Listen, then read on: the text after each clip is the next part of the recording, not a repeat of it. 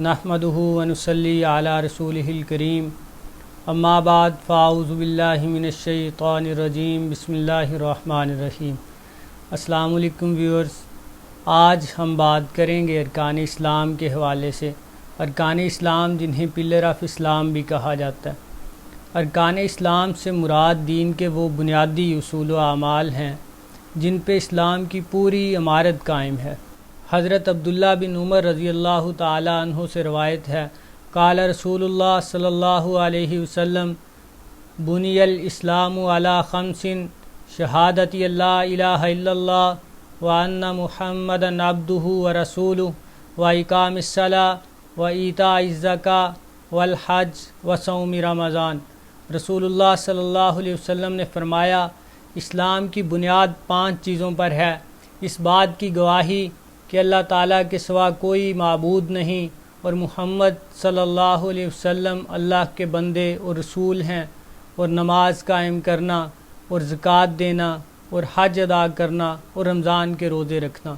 इस हदीस मुबारका में इस्लाम को एक इमारत से तशबीह दी गई है जिसके 5 पिलर हैं। हम देखते हैं कि अगर कोई बिल्डिंग है और वो स्तूनों पे खड़ी है तो उसका अगर एक भी स्तून ढा दिया जाए या गिरा दिया जाए तो वो पूरी इमारत कोलैप्स कर सकती। अच्छा, स्तून भी ज़रूरी है, इसके अलावा भी किसी भी बिल्डिंग के लिए उसकी तज़ीन व आराइश के लिए और भी बहुत सी चीज़ें होती हैं।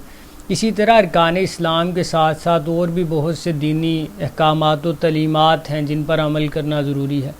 तो अभी हम बात करेंगे इस्लाम के पहले रुकन पे। रसूल करीम सल्लल्लाहु अलैहि वसल्लम ने तौहीद और रिसालत की गवाही को इस्लाम का पहला और अव्वलीन रुकन तस्वर किया, क्योंकि ये बुनियादी रुकन है और तौहीद और रिसालत की गवाही के बगैर कोई भी शख्स दायरा इस्लाम में दाखिल नहीं हो सकता।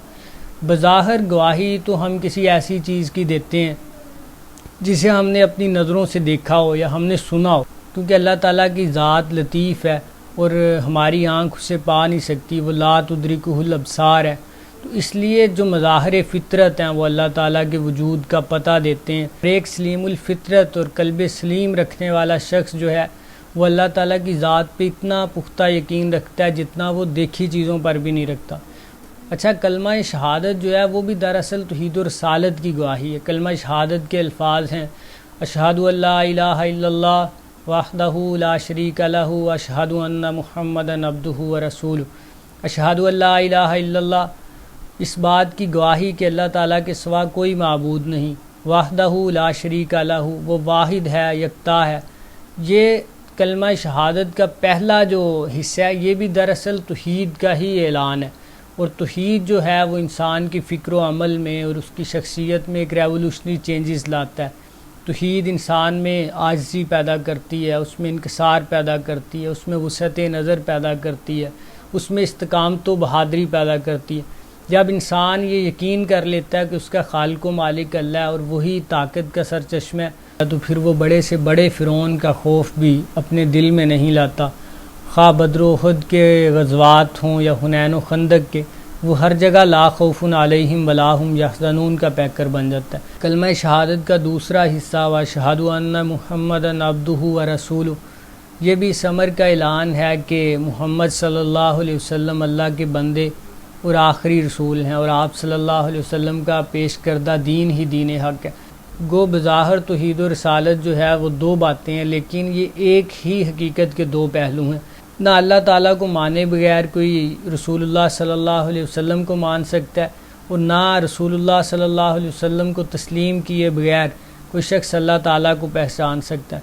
अल्लाह ताला को माबूद और हज़रत मुहम्मद मुस्तफ़ा सल्लल्लाहु अलैहि वसल्लम को आखिरी नबी मान लेने से तौहीद और रिसालत की ज़ाहरी तौर पर तो अदायगी हो जाती है, लेकिन इस ज़बानी गवाही के साथ ज़रूरी है कि कलमा पढ़ने वाले का दिल भी इसकी तस्दीक करे।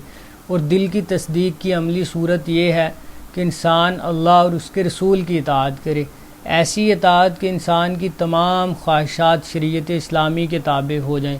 जैसा कि नबी करीम सल्लल्लाहु अलैहि वसल्लम ने फरमाया, ला युमिनु अहदुकुम हत्ता यकूनु हवाहु तबिय्यन लिमा जितु बिही, तुम में से कोई शख्स उस वक़्त तक कामिल ईमान वाला नहीं हो सकता जब तक उसके दिल की तमाम ख्वाहिशात मेरी लाई हुई शरीयत के ताबे ना हो जाएं।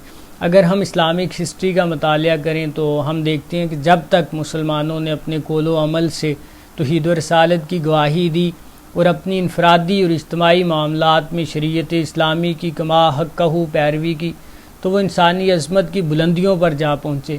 لیکن جب یہ گواہی دلی تصدیق اور عملی اطاعت سے محروم ہو گئی تو ہماری عزت و عظمت بھی زوال پذیر ہوئی اور مسلمان بھی ذلت اور پستی کا شکار ہوئے.